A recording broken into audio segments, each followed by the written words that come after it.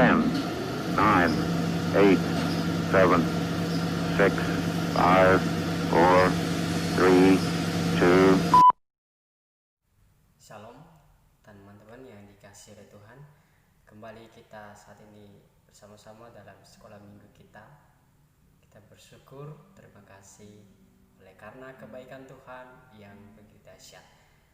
Dan pada kesempatan pagi ini, mari kita belajar dari firman Tuhan dengan judul pelajaran kita saat ini adalah Gembala yang Baik, yang diambil dari Yohanes pasal 10 ayat 1 sampai yang ke-15.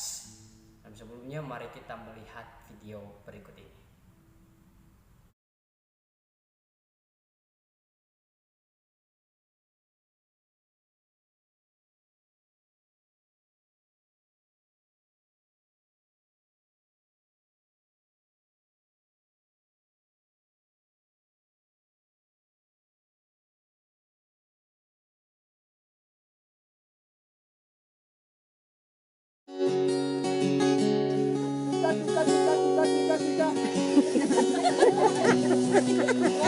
One more time. Oh, one is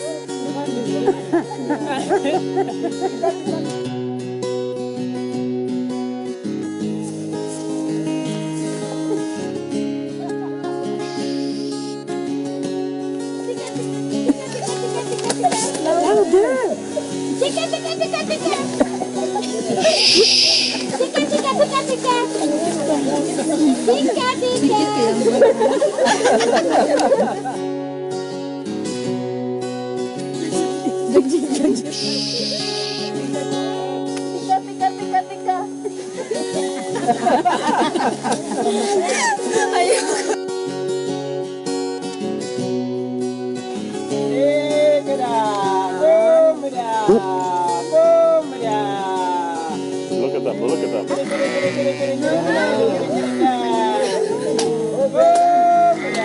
that's amazing.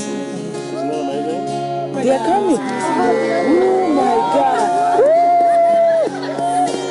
Oh my God. I can't believe this. Oh my God. These two boys. Oh my God. This is amazing. One more. You scared them. Yeah, Eunice made him go away. Oh my God. Was that cool or what? Oh my God. You will never have the same again. Oh my God.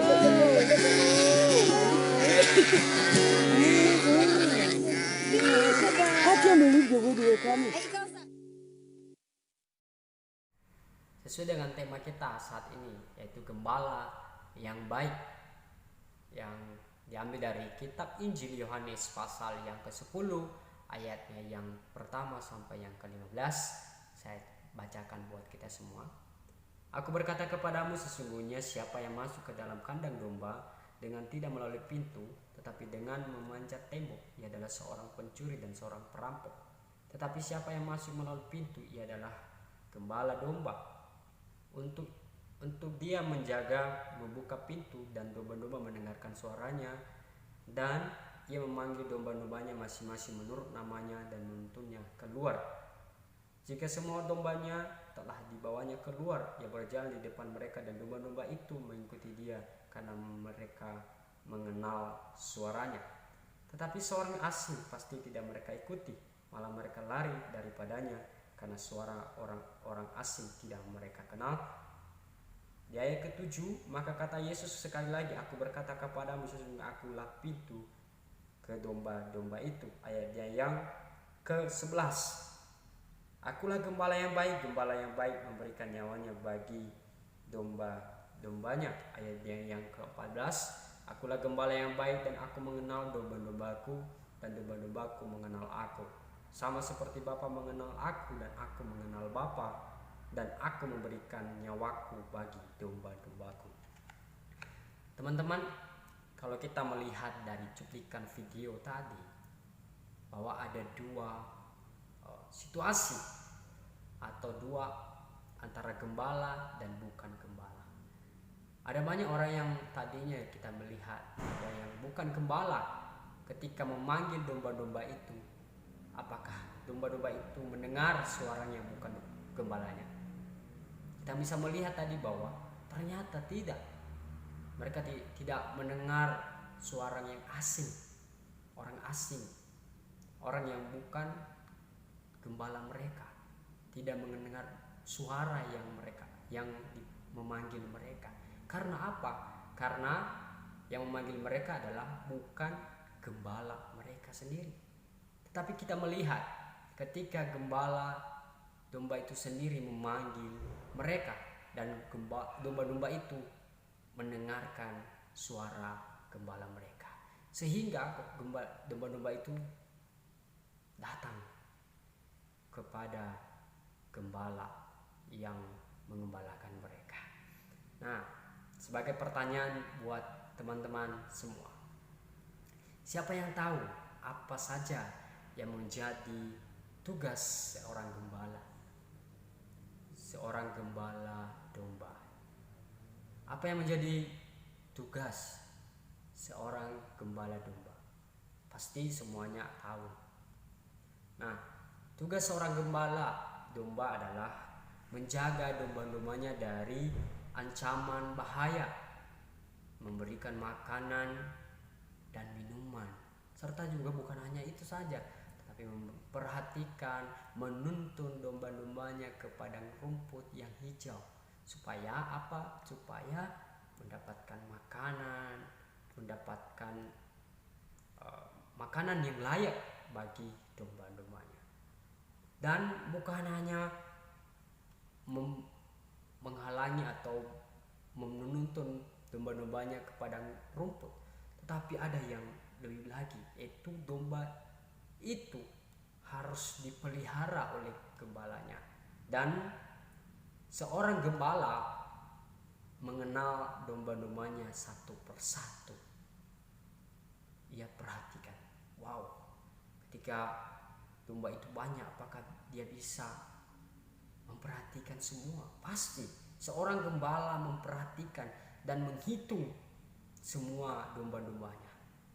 Dan bila salah satu domba itu hilang, pasti gembala yang baik itu akan mencari di mana domba itu hilang. Dan bila terluka pun, gembala yang baik, ia mengobati domba yang terluka tersebut. Inilah ciri seorang gembala domba yang baik. Tetapi apakah ada gembala yang jahat? Ya, ada. Pasti ada. Gembala yang jahat atau yang tidak baik, ciri-cirinya yaitu gembala yang hanya memikirkan keuntungannya sendiri, tidak peduli dengan domba-dombanya. Yang penting untung, itu adalah yang dia pikirkan, dan tidak peduli dan tidak sepenuh hati merawat dan menjaga domba-domba itu. Maksudnya apa? Yang tidak sepenuhnya, artinya bahwa ketika ada ancaman atau bahaya menimpa domba-domba itu, ia tidak peduli, malah dia lari, malah dia tidak menolong, membiarkan saja. Yang terpenting baginya adalah keuntungan, dan juga yang terpenting adalah biar dia selamat. Domba itu tidak selamat, ya silakan saja. Nah, itulah ciri gembala domba yang jahat atau tidak baik. Nah, puji nama Tuhan, saat ini kita punya gembala yang baik, gembala yang ajaib, gembala yang peduli, gembala yang luar biasa. Siapakah dia? Pasti teman-teman tahu siapa yang menjadi gembala yang baik bagi kita. Gembala yang baik bagi kita adalah Yesus Kristus sendiri. Yesus adalah gembala yang baik bagi kita, dan kita adalah domba-dombanya. Kita diibaratkan adalah kawanan domba. Yesus adalah gembala kita, dan pasti Yesus mengetahui satu persatu dari domba-dombanya, yaitu termasuk saya dan teman-teman semua. Tuhan tahu apa yang menjadi kebutuhan kita. Tuhan tahu apa yang menjadi pergumulan kita. Tuhan tahu apa yang menjadi keinginan kita. Dan Tuhan tahu juga apa yang menjadi rencana, baik yang rencana yang baik dalam diri kita maupun rencana yang jahat. Tuhan tahu. Dia adalah gembala yang baik bagi kita. Mengapa Yesus dikatakan adalah gembala yang baik bagi kita? Siapa yang tahu? Yesus dikatakan gembala yang baik karena Yesus mengenal kita semua satu persatu. Tidak ada yang tersembunyi di hadapan Yesus.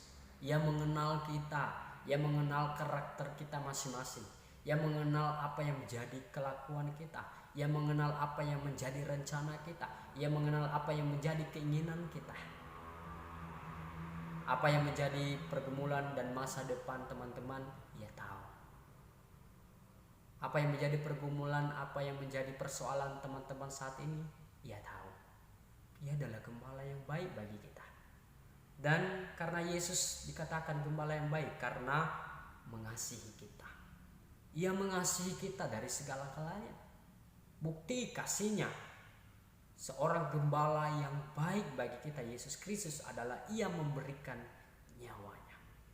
Sebagaimana dikatakan di ayat yang ke-11. Saya bacakan.